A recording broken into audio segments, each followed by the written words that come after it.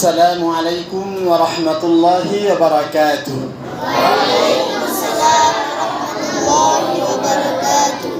কেমন আছেন সবাই? আলহামদুলিল্লাহ। আল্লাহ তাআলা আপনাদেরকে ভালো রেখেছেন। আলহামদুলিল্লাহ। হায় হায়, আলহামদুলিল্লাহ বলতে কষ্ট হচ্ছে। আলহামদুলিল্লাহ। একসাথে বলেন, আলহামদুলিল্লাহ। আরো সুন্দরভাবে বলেন।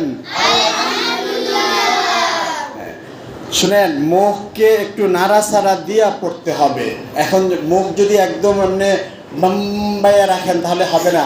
হরকতের একটা মাখরাজ আছে, হরকতের মাখরাজ যেন উচ্চারণ হয়, হরকতের উচ্চারণ যেভাবে করতে হয় ওই উচ্চারণটা যেন সুন্দর হয়।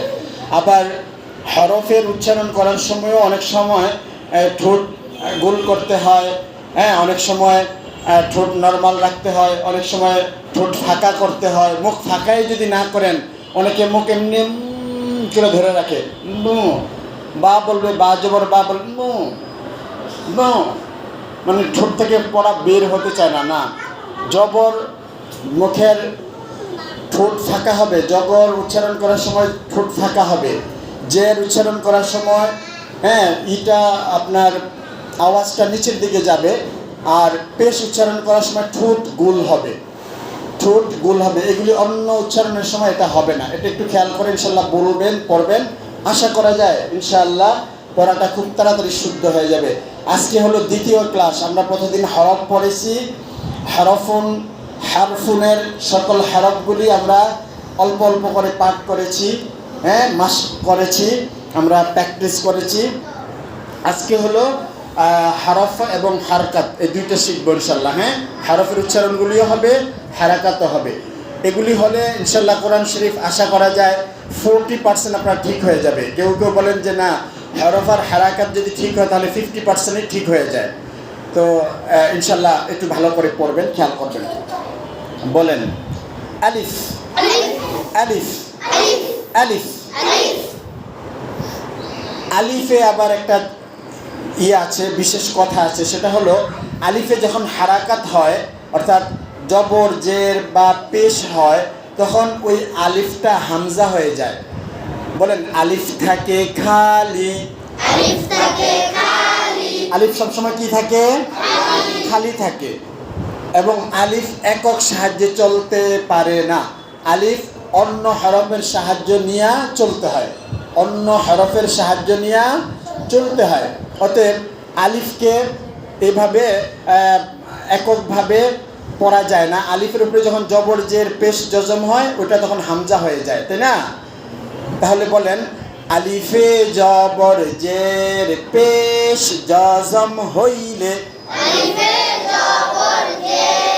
পেশ জজম হইলে ওই আলিফকে হামজা বলে। 10 বার বলেন, আলিফে জবর জের পেশ জজম হইলে ওই আলিফকে হামজা বলে। বলেন, পেশ জজম হইলে ওই আলিফকে হামজা বলে। আলিফে জবর জের পেশ জজম হইলে ওই আলিফকে হামজা বলে। আলিফে জবর জের পেশ জজম হইলে ওই আলিফকে হামজা বলে।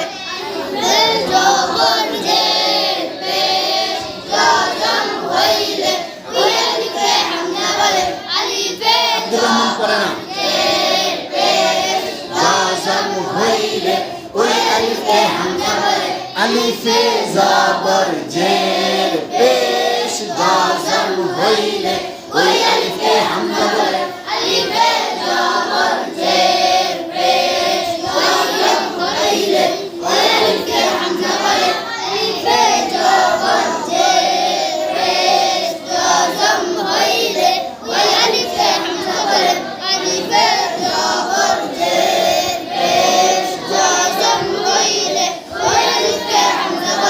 ওকে, এভাবে পড়া মুখস্থ করতে হয়। এভাবে যারা আরো প্র্যাকটিস করবেন, এগুলি মুখস্থ হয়ে যাবে, অন্তরে বসে যাবে, আর ভুলবেন না। তাহলে বলেন, আলিফে যখন জবর হবে এটার নাম কি হয়ে যায়? হামজা হয়ে যায়। এটার অনেক যুক্তি আছে, এগুলি ইনশাল্লাহ আমরা অন্য সময় শিখবো। এখন মাস্ক করছি, মাস্ক কটাই করি।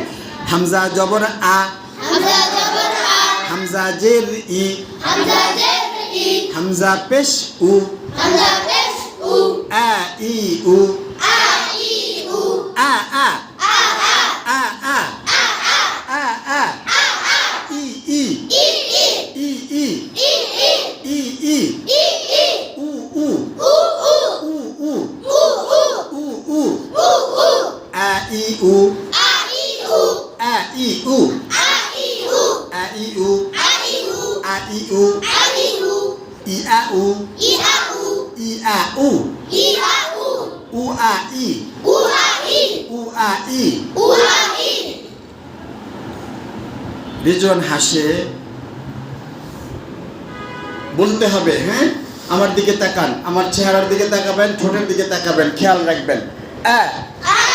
অনেকে দেখবেন, অনেকে আউযুবিল্লাহ বলার সময় অনেক রকমের কসুরি করে, মানে এমন কৃপণতা করে যে ঠোঁট মুট নাড়তে চায় না। আটা যেহেতু জবর, এটা মুখের ফাঁকা জায়গা থেকে উচ্চারণ হবে, ঠোঁট ফাঁকা হবে। আর অনেকের আওয়াজ নিজের কাছে মনে হয় অনেক সুন্দর হচ্ছে, মুখের ভিতরে ঘুরাইয়া ঘুরাইয়া বলেন, কিন্তু বাহির হয় না। বাহিরে আওয়াজটা না আসলে, অন্যরা আওয়াজটা সুন্দর না শুনলে এবং উপযুক্ত না শুনলে, তখন বুঝতে পারবেন না যে আসলে আওয়াজটা ঠিক হচ্ছে না ভুল হচ্ছে। বুঝছেন? খেয়াল করবেন ইনশাল্লাহ। আ ই উ, আ ই উ, আউযু, আউযু, আউযু, আউযু, আউযু, আউযু, আউযু, আউযু, আ আউযু, আউযু, আউযু। আউযু, এখানে কিন্তু আ জবরের উচ্চারণ আছে, উ পেশের উচ্চারণ আছে। তাহলে পেশ উচ্চারণ করার সময় কি করতে হয়? ঠোঁট, পেশের সময় ঠোঁট গোল করতে হয়। এই গোল বর্তমানে বলে গল করতে হয়, গল গল, মানে গোল। এটা গোল শব্দটা বলার সময় ঠোঁট গোল হয়, এটা কোরআন শরীফে করে না। এখন এটা যদি না করেন তাহলে কেমনে হবে বলেন? করতে হবে তো না, হ্যাঁ? ঠোঁট গল করতে হয়, হ্যাঁ, ঠোঁট গোল করতে হয়। গোল আর গল এরকম শব্দটা কি একরকম শোনা যায়? আওয়াজ কি একরকম হয়?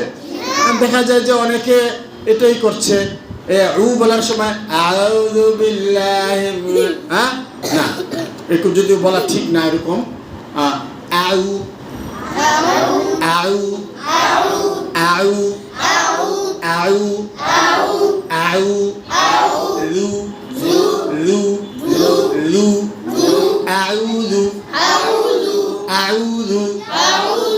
এই যে আরাফাত জিহ্বা বের করে, এখানে কি জিহ্বা বের করার কিছু আছে? না, এরকম করা যাবে না তো। আউযু আউযু, আউযু, আউযু, হ্যাঁ। আ ই উ, আ ই উ, ওয়ালি আ উ, ওয়ালি আ উ, ওয়ালি আ উ। ওয়ালি আ উ। সূরাটা তো পারেন সবাই, সূরাটা মুখস্থ করবেন। এই সূরা মুখস্থের মাধ্যমে পড়াটা অনেক সুন্দর হয়। সূরা মুখস্থের মাধ্যমে কি হয়? উচ্চারণটা সুন্দর হয়ে যায়। আচ্ছা, আমরা জবর জের শিখেছি, পেশ শিখেছি, এখন জজম শিখি। জজম শিখবো। হামজা হামজা জবর আ, হামজা হামজা জবর আ, ই ই উ, উ, আ ই উ, আ ই উ, আ ই উ, আ ই উ, আ আ আ আ, আ ই আ ই, আ উ, আ উ, উ আ উ আ, উ ই উ ই, উ উ, উ উ, ই আ ই আ, ই ই ই ই, ই উ। ই উ। ওই যে আমরা বলেছিলাম মাখরাজ, মাখরাজ ঠিক করবেন। যে হরফের মাখরাজ জানতে চান, ওই হরফের মাখরাজ, ওই হরফকে জজম দিয়ে বা সাকিন করে তার ডানে একটা হরকতওয়ালা হামজা মিলাবো নাকি, আ এই, তাহলে হামজার মাখরাজ কোথায় এটা বের হয়ে যাবে। হ্যাঁ, এক নম্বর মাখরাজ কি বলেন তো? এক নম্বর মাখরাজ হরফের শুরু হইতে হামজা হা। তাহলে আমরা হামজা শিখছি আজকে, তাই না?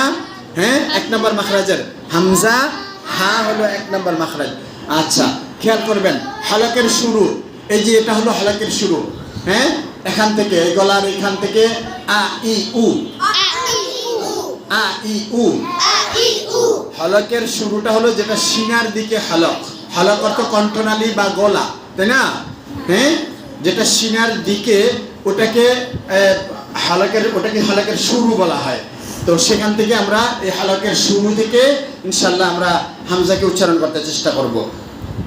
হ্যাঁ, তাহলে আ আ আ ই আ উ ওয়ালি আ উ সারাটা মুখস্থ করবেন। ওয়ালি আ উ ওয়ালি আ উ আ ই আ ই মিনাল মুআই মিনাল মুআই মিআ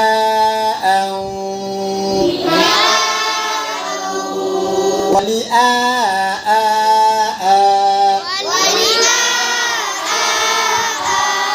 ওয়ালি আ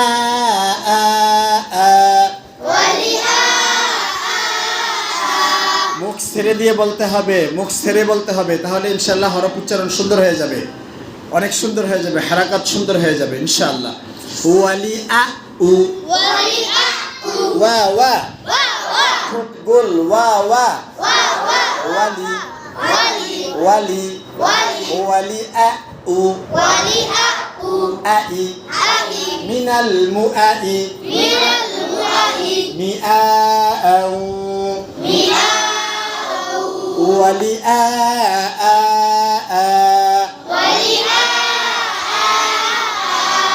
বা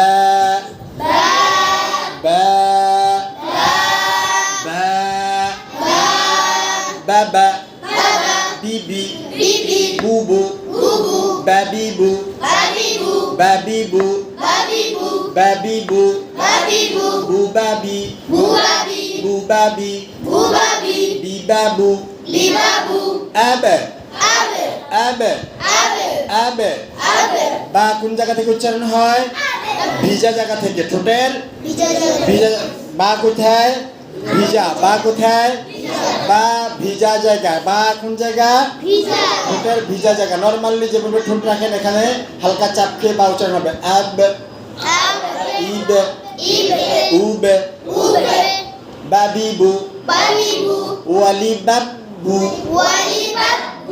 আব্বা আব্বি আব্বু উব্বা উব্বি উব্বু ওয়ালি বাবু হরফ এই ওয়ালি বাবু সাইফ সাইফ খেয়াল করো ওয়ালি বাবু ওয়ালি বাবু বাবি বাবি মিনাল মুবাবি মুবাবি মুবাবি মিবাবাউ ওয়ালি বাবা ওয়ালি বাবু বা বা তা তা তা ফুজাইল পড়ে পড়তেছে ফুজাইল মাশাআল্লাহ। হ্যাঁ, পড়তে হবে, আরো সুন্দর করে পড়তে হবে, আরো সুন্দর করে পড়তে হবে। বলেন তা তা তাতা তিতি তুতু তাতা তিতি তুতু আত ইত উত। দেখেন অনেকে উস বলেন না, সিনের মতো উচ্চারণ করেন না, তো এটা তো না।